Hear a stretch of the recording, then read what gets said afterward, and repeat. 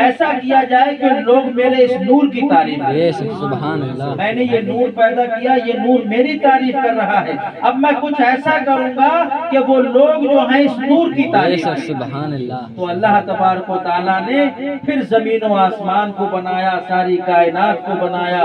حضرات محترم، ساری کائنات کو اللہ تبارک و تعالیٰ نے پیدا کیا، اور ساری کائنات میں سب سے پہلے انسان آدمی کو یعنی کہ حضرت آدم علیہ السلام کو پیدا کیا۔ تو حضرات محترم، اس کے بعد یکے بعد دیگرے لوگ آتے رہے تو اللہ تبارک و تعالیٰ نے اپنے پیارے محبوب پر ایک آسمانی کتاب نازل فرمائی جس کا نام قرآن پاک ہے، اور اس قرآن پاک میں ارشاد فرمایا، قل ان کنتم تحبون اللہ فاتبعونی یحببکم اللہ۔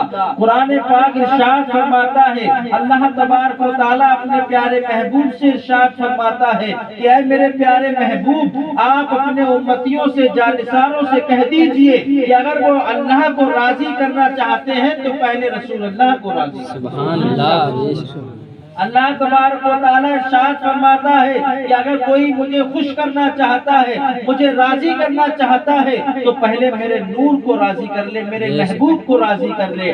اگر مصطفیٰ جس سے راضی ہو جاتے ہیں تو اللہ تبارک و تعالیٰ بھی اس سے راضی ہو جاتا ہے۔ اعلیٰ حضرت کی جب نظر پڑتی ہے اس حدیث پاک پر تو آپ فرماتے ہیں کہ خدا کی رضا چاہتے ہیں دو عالم۔ سرکار دو عالم صلی اللہ تعالی وسلم اللہ کی رضا کے لیے کام کرنا چاہتے ہیں، تو کہا کہ خدا کی رضا چاہتے ہیں دو عالم، اور خدا چاہتا ہے دعائے محمد، خدا چاہتا ہے دعائے محمد۔ برادران اسلام، اللہ تبارک و تعالیٰ نے پیارے محبوب کے نور کو پیدا کیا، اور اس نور نے جب اللہ کی تعریف بیان کی تو اللہ نے کائنات کو پیدا کیا، اور کائنات والوں کو یہ حکم دیا کہ اگر مجھے راضی کرنا چاہتے ہو تو میرے محبوب سے جو ہے محبت کریں۔ اللہ تبارک و تعالیٰ نے جو دنیا کا پہلا انسان بنایا، اس انسان کو بھی اللہ تبارک و تعالیٰ نے حکم دیا کہ جب اس انسان کو اللہ تبارک و تعالیٰ نے پیدا کیا اور کہا کہ اے آدم تم دنیا کے پہلے آدمی ہو، اے آدم تم دنیا کے پہلے انسان ہو۔ جب انہوں نے آسمانوں کی طرف دیکھا تو آسمانوں میں نام احمد لکھا ہوا تھا۔ حضرت آدم علیہ السلام اللہ کی بارگاہ میں عرض کرتے ہیں کہ اے میرے مولا، تو ارشاد فرماتا ہے کہ میں دنیا کا پہلا انسان ہوں اور میرا نام آدم ہے، اور یہ آسمان میں احمد کس کا نام لکھا ہوا ہے؟ پتہ یہ چلا کہ کوئی مجھ سے پہلے بھی ہے۔ تو اللہ تبارک و تعالیٰ ارشاد فرماتا ہے، اے میرے انسان پیارے، جو میں نے دنیا کا تمہیں پہلا انسان بنایا ہے، یہ حقیقت ہے کہ دنیا کے تم پہلے انسان ہو، لیکن تم سے پہلے بھی میں نے کسی کو پیدا کیا ہے۔ ابھی وہ تمہاری طرح انسانی شکل میں نہیں ہے، ابھی وہ نور ہے اور وہ تم سے پہلے پیدا کیا گیا ہے۔ حضرات محترم، آخر میں تمہاری اولادوں میں انسانی شکل میں اسے دوبارہ پیدا کیا جائے۔ تو اللہ تبارک و تعالیٰ نے پھر حضرت نبی کریم صلی اللہ تعالی وسلم کو یکے بعد دیگرے لوگوں تک ہوتے ہوئے حضرات محترم سرکار حضرت عبداللہ کی پشت میں پہنچے، اور عبداللہ اور آمنہ کا جب نکاح ہوا تو ان سے مصطفیٰ جان رحمت تشریف فرما ہوئے۔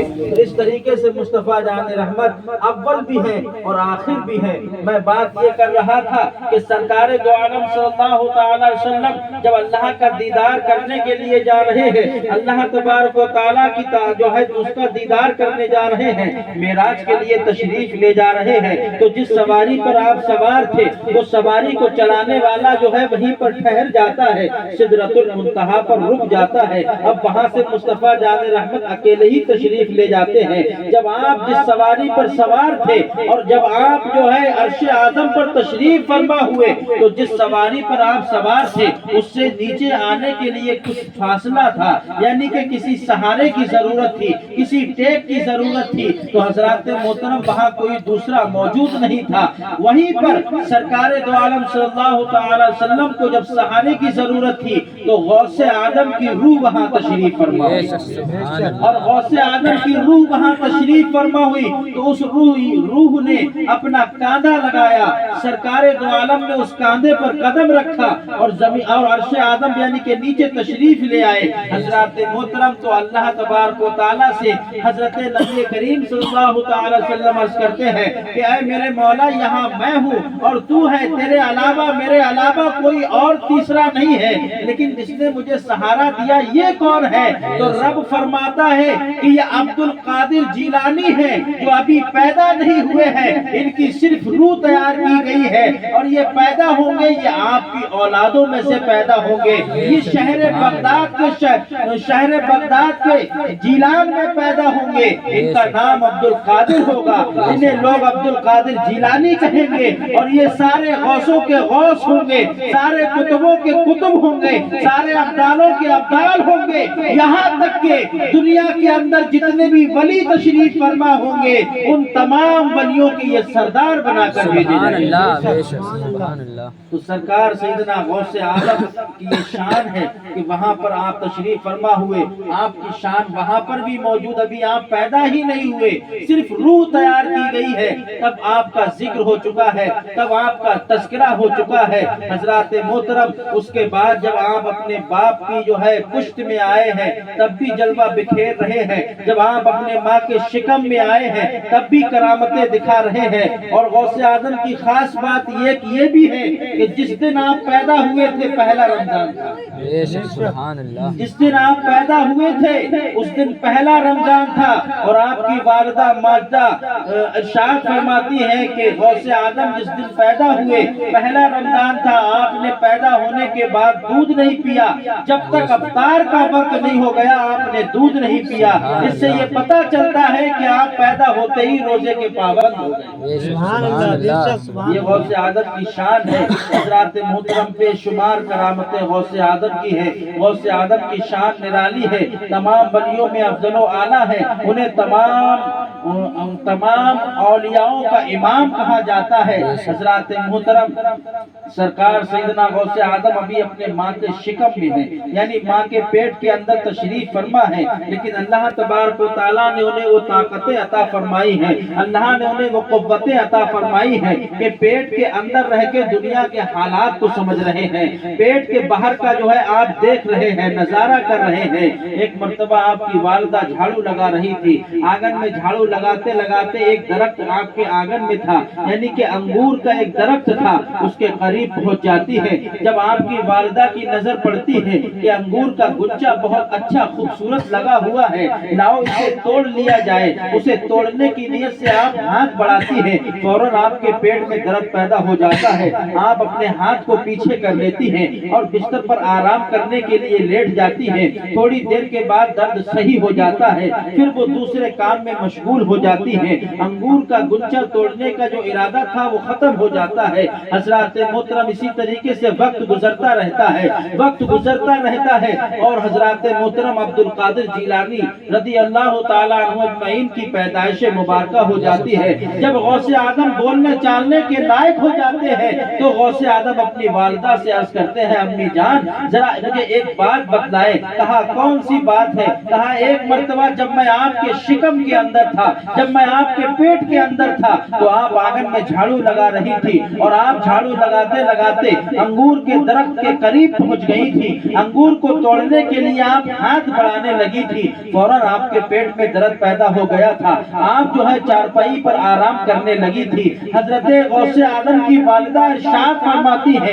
हाँ बेटा बात तो सही है, लेकिन इसके बारे में तुम्हें कैसे पता चला? क्योंकि जब ये हालात हुए थे, जब ये वक्त गुजरा था, तो वहाँ मैं अकेली मौजूद थी और मैंने ये बात आज तक किसी को बताई नहीं है। तुम तो मेरे शिकम के अंदर थे, तुम्हें ये बात कैसे पता चल गई? तो हजरत मोहतरम गौसे आदम जो है ऐसे ही पीरों के पीर नहीं बनाए गए हैं, ऐसे ही मीरों के मीर नहीं बनाए गए हैं। गौसे आदम अर्ज करते हैं, अम्मी जान मुझे ये नहीं पता कि ये जो बात है सिर्फ यही बात ही नहीं पता, बल्कि मुझे वो भी पता है जो तुम्हें नजारा मालूम नहीं था। कहा कौन सी बात? कहा जिस अंगूर को तोड़ने के लिए तुम हाथ बढ़ा रही थी, सामने की पलट से वो तुम्हें खूबसूरत नजर आ रहा था, लेकिन पिछली साइड में एक जो है हजरत मोहतरम मूसी जानवर बैठा हुआ था, यानी कि अगर आप तोड़ने के लिए हाथ बढ़ाती तो वो आपके हाथ में डस लेता, आपके हाथ में काट लेता और आपको जो है तकलीफ होती। मैंने तो अंगूर ही नहीं देखा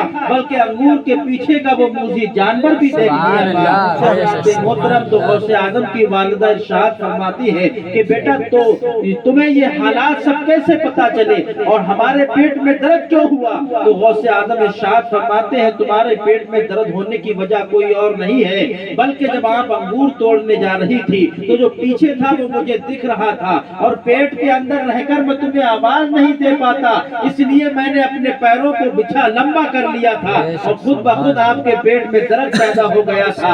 आपने अपना हाथ पीछे कर लिया था, मैं आपको बचाना चाहता था और इशारा ये था कि आप जो है बच गई थी। हजरत मोहतरम तो ये गौसे आजम की करामतें माँ के शिकम के अंदर से बयान हो रही है। जब आप माँ के पेट के अंदर रहकर इतना सब कुछ जानते हैं तो आप अंदाजा लगाएं जब आप एक अच्छे आलिम बने होंगे और दुनिया में आप तशरीफ लाए होंगे, जब आप एक अच्छे आलिम बने होंगे तो आपकी शोहरत का डंका कहाँ कहाँ नहीं बजा होगा। आज पूरी दुनिया के अंदर जहाँ जहाँ भी अहले सुन्नत वल जमात है, हजरत मोहतरम हर जगह गौसे आजम का तराना गाया जा रहा है, हर जगह जो है गौसे आजम का डंका बज रहा है। और क्यों ना बजे, क्योंकि गौसे आजम वो गौसे आजम है जिन्होंने नमाज को अपने वक्तों पर अदा किया है, जिन्होंने इहदिनस सिरातल मुस्तकीम का रास्ता इख्तियार किया है, अल्लाह और उसके रसूल की रजा के लिए काम किया है। तो अल्लाह तबारक व तआला ने उनके वालिदैन ने उनका नाम अब्दुल कादिर रखा था, लेकिन गौसे आजम ने अल्लाह की बंदगी की तो अल्लाह तबारक व तआला ने उनका नाम गौसे आजम रख दिया है। ये शान सरकार सैयदना गौसे आजम की है। बिरादरान इस्लाम, सरकार सैयदना गौसे आजम जिनके बारे में ये बताया जाता है कि जब बच्चों के साथ खेलते थे तो उनका खेल था जिंदा करना और मार देना। गौसे आजम का ये खेल था कि बच्चों को जिंदा कर दिया करते थे, बच्चों को मार भी दिया करते थे। एक औरत बहुत चालाक थी,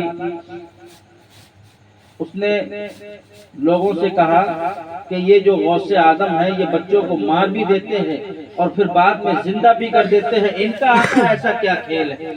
तो किसी ने कहा ये कोई पहुंचे हुए हैं, ये कोई काबिल है जो मार भी देते हैं और जिंदा भी कर देते हैं। बिरादरान इस्लाम, तो उसी जो बच्चे हुआ करते थे, आप कहते थे कि सारे बच्चे मर जाओ, तो सारे बच्चे मर जाया करते थे, जमीन पर लेट जाया करते थे और सारे बच्चों की रूह निकल जाती थी। हकीकत में सारे बच्चे इंतकाल कर जाते थे। और जब आप कहते थे कि सारे जिंदा हो जाओ तो सारे बच्चों के जिस्म में रूह आ जाती थी और वो उठकर खड़े हो जाते थे। तो एक औरत थी जिसका एक बेटा था, उसका इंतकाल हो गया, तो उसने सोचा कि गौसे आजम बच्चों को मारते भी हैं और जिंदा भी करते हैं, क्यों ना हो कि जब वो बच्चों को मारे तो मरे हुए बच्चों में अपना बच्चा भी रख दूंगी और जब वो बच्चों को जिंदा करेंगे तो मेरा बच्चा भी जिंदा हो जाएगा। मेरा बच्चा भी जिंदा हो जाएगा। गौसे आजम ने बच्चों से कहा कि सारे बच्चे मर जाओ, तो सारे बच्चे वहां मर जाते हैं, इंतकाल कर जाते हैं और उन्हीं मरे हुए बच्चों में आप अपना, वो औरत जो है अपना बच्चा रख देती है और अपना बच्चा रख देती है। फिर गौसे आजम पुकारते हैं कि सारे बच्चों जिंदा हो जाओ, तो सारे बच्चे जिंदा हो जाते हैं, लेकिन वो बच्चा जो उस औरत ने रखा वो जिंदा नहीं होता। जब वो जिंदा नहीं होता है तो वो औरत कहने लगती है कि अब्दुल कादिर जिलानी ने मेरा बच्चा मार दिया, अब्दुल कादिर जिलानी ने मेरा बच्चा मार दिया। तो लोग आए, कहने लगे हाँ इनका तो ये काम है, ये तो बच्चों को मारते भी हैं और जिंदा भी करते हैं, हो सकता है इन्होंने मार दिया हो। लोग इकट्ठा हुए और होने के बाद कहा कि अब्दुल कादिर जिलानी इनका बच्चा जिंदा क्यों नहीं करते हो? तो गौसे आजम ने इरशाद फरमाया जो मैं मारता हूँ मैं वही जिंदा करता हूँ, इसको मैंने नहीं मारा, इसको जिसने मारा है इसको वही जिंदा करेगा। तो वो औरत कहने लगती है کہ آپ غوث اعظم پر الزام لگاتی ہے اور وہ بہانے سے اپنے بچے کو زندہ کروانا چاہتی ہے اور کہتی ہے کہ حضور جس کو آپ مارتے ہیں انہیں زندہ کرتے ہیں تو کیا صرف انہی کو زندہ کرتے ہیں؟ اللہ کے مارے ہوئے بچوں کو زندہ نہیں کر سکتے؟ حضرات محترم تو غوث اعظم نے ارشاد فرمایا کہ جنہیں میں مارتا ہوں انہیں میں زندہ کر دیتا ہوں، لیکن اگر آپ یہ کہیں کہ اس کو میں نے مارا ہے تو اس کو میں نے مارا نہیں ہے، لیکن ہاں اللہ نے مجھے وہ طاقت دی ہے کہ میں زندہ اس کو بھی کر سکتا ہوں۔ اللہ نے مجھے وہ طاقت عطا فرمائی ہے۔ حضرات محترم تو غوث اعظم اس بچے کی طرف قریب جاتے ہیں اور ٹھوکر مار کر کہتے ہیں قم باذنی، اٹھ جا میرے حکم سے، تو یقیناً وہ بچہ اللہ کی طرف سے جس کی موت ہو چکی تھی، غوث اعظم کے حکم سے وہ بھی زندہ کھڑا ہو جایا کرتا ہے۔